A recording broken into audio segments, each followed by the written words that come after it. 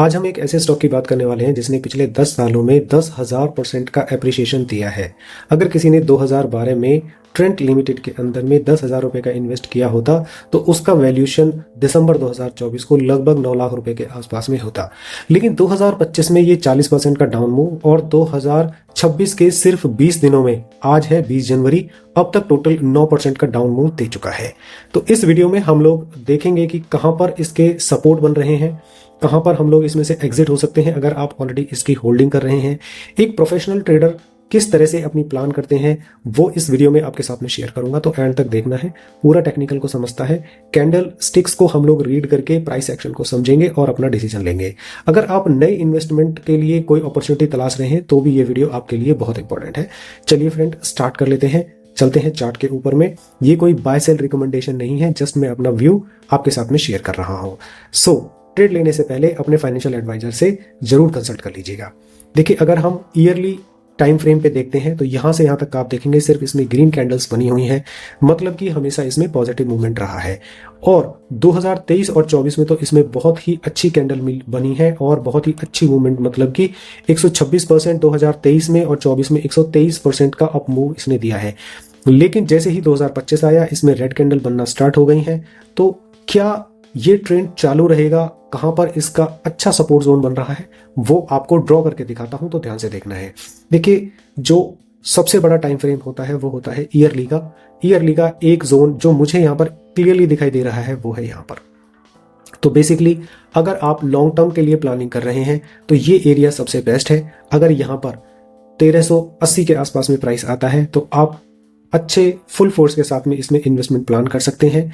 थोड़ा और बॉटम पे जाता है तो कुछ क्वांटिटी ऐड की जा सकती है। और अगर ये 890 को ब्रेक करता है तो इट मींस कि इसमें डाउन मूव बहुत ज्यादा होने वाला है, हमको इसमें से एग्जिट हो जाना है।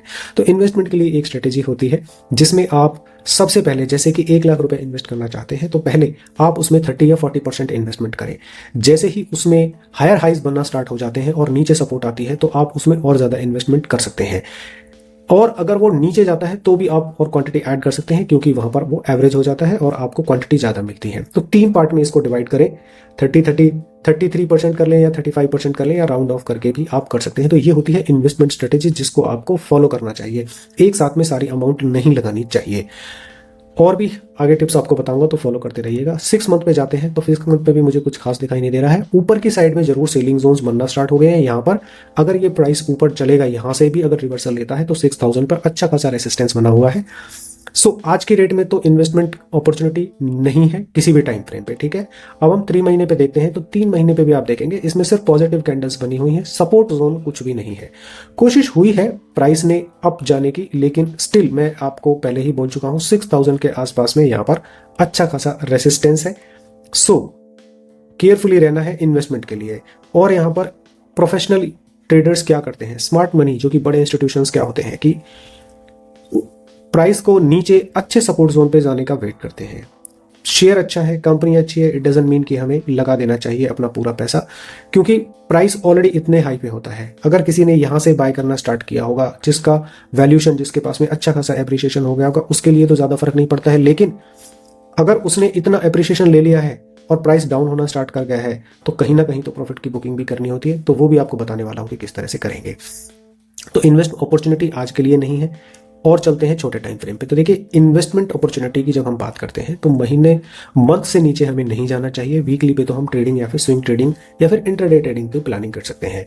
तो यहां पर कौन कौन से सपोर्ट जोन है वो मैं मार्क कर दे रहा हूं, आप उनको ध्यान से देखिएगा। तो पहला सपोर्ट जोन हो गया मेरा ये वाला 3100 से लेके 2700 तक। उसके बाद जो मुझे नजर आ रहा है, एक ये मेरा मंथली जोन यहां पर नजर आ रहा है। चाहे तो आप नीचे तक ड्रॉ कर सकते हैं, नीचे इसके एक और बन रहा है, लेकिन ये बहुत ही ज्यादा पास में है तो मैं नहीं समझता कि हमें अलग अलग मार्किंग करनी चाहिए। क्योंकि अब हम बात करें इन्वेस्टमेंट की। ट्रेडिंग अपॉर्चुनिटी तो जब देखेंगे जब इसमें हायर हाइज बनना स्टार्ट हो जाएंगे। अभी तो लोअर लोज बन रहे हैं। आप क्लियरली देख पा रहे हैं यहाँ पर कितने तेजी से जो प्राइस है वो नीचे की साइड ही आ रहा है। यहाँ पर देखिए, और इसमें सारे के सारे लोअर लोज ही तो बन रहे हैं कि जैसे ही प्राइस अब जाने की कोशिश करता है तो सेलिंग जोन से या फिर रेसिस्टेंस से टकरा कर प्राइस नीचे आ जाता है, फिर नीचे जाता है, फिर नीचे जाता है। तो बेसिकली ये अभी डाउन ट्रेंड में है। कोई भी सपोर्ट मुझे नजर नहीं आ रही है। यहाँ पर हल्की फुल्की सी थी, कुछ कोशिश हो रही है, लेकिन फिर आप देख रहे हैं कि जनवरी के मंथ में ही इसमें अच्छी खासी रेड कैंडल बन रही है। तो पहला जो सपोर्ट जोन होगा वो होगा 3100 के आसपास में। सो यहाँ पर कुछ क्वांटिटी या फिर 1:1 टारगेट के लिए हम लोग वेट कर सकते हैं। ट्रेडिंग अगर करना ही चाहते हैं तो यहाँ पर, और एसएल और स्टॉप लॉस को आप मार्किंग यहाँ पर अकॉर्डिंगली कर सकते हैं, स्क्रीनशॉट लेके आप अपने पास में रख सकते हैं। इन्वेस्टमेंट की बात करते हैं तो आज के डेट में कोई भी अपॉर्चुनिटी नहीं है, और मैं नहीं समझता कि हमें पहली इन्वेस्टमेंट 3100 पर कर देनी चाहिए। ट्रेडिंग अपॉर्चुनिटी देख सकते हैं, 1:1 के टारगेट से ज़्यादा हमें यहाँ पर नहीं देखना चाहिए जब तक इसमें हायर हाइज बनना स्टार्ट ना हो जाए। अब हायर हाइज कैसे बनने स्टार्ट होंगे वो मैं आपके सामने एक्सप्लेन कर देता हूँ। तो बेसिकली हायर हाइज कैसे बनने स्टार्ट होंगे कि जैसे ही प्राइस आ जाता है नीचे की साइड में, यहां पर इस तरह से मान लीजिए यहां पर करते हुए, कैंडल करते हुए यहां पर आ गया, और अब इसमें अप मूवमेंट स्टार्ट हुई। कुछ दिन हो सकता है कंसोलिडेशन हो, और जैसे ही ये ऊपर जाने की तरफ करेगा, ठीक है, तो डेफिनेटली यहां पर कुछ ना कुछ प्रॉफिट बुकिंग होगी। अब जब ये नीचे आएगा, नीचे की साइड में कुछ कैंडल्स इसमें बनेंगी इस तरह से, तो आपने देखा यहां पर एक और जोन बन गया जिसको हम लोग कहते हैं फॉलो अप जोन्स। तो फॉलो अप जोन्स अगर बनेगा तो उसकी कर ली जाएगी मार्किंग, और यहां पर फिर से स्विंग ट्रेडिंग प्लान की जाएगी।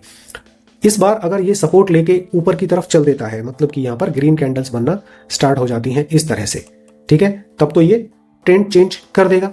जब कभी भी ये इस वाले रेसिस्टेंस को ब्रेक करेगा, यहां पर मैं मार्किंग कर दे रहा हूं, जैसे ही ये पहले रेसिस्टेंस को ब्रेक करेगा, सेलिंग जोन को ब्रेक करेगा, तो वो पॉजिटिव साइन हो जाएगा। और इसमें जब हायर हाइज इस तरह से बनना स्टार्ट हो जाएंगे ऊपर की साइड में, तो फिर इसमें इन्वेस्टमेंट या फिर और क्वांटिटी ऐड की जा सकती है। और फाइनल टारगेट मैंने 6000 के आसपास में आपको बता दिया है। तो इस तरह से हम अपनी ट्रेडिंग को प्लान करेंगे, इन्वेस्टमेंट को प्लान करेंगे, तो हमें हमेशा बेनिफिट ही होगा। समझदारी के साथ में, प्रॉपर रिस्क मैनेजमेंट के साथ में हमें अपना ट्रेड और इन्वेस्टमेंट प्लान करना चाहिए, नहीं तो बहुत ज़्यादा लॉस हो सकता है। एक ही शेयर में हमें बहुत ज़्यादा इन्वेस्टमेंट नहीं करनी चाहिए। होपफुली फ्रेंड्स ये एनालिसिस आपको अच्छा लगा होगा। अगर आपकी कोई भी होल्डिंग या फिर कोई और शेयर्स के बारे में बात करना चाहते हैं तो कमेंट सेक्शन में जरूर बताइएगा। और वीडियो जो लोग आपके फ्रेंड्स और फैमिली में हैं जो इन्वेस्टमेंट में रुचि रखते हैं, इंटरेस्ट होते हैं, उनके साथ में जरूर शेयर कीजिएगा। Thank you friends for watching my video. Please come back again for such wonderful videos. Thank you.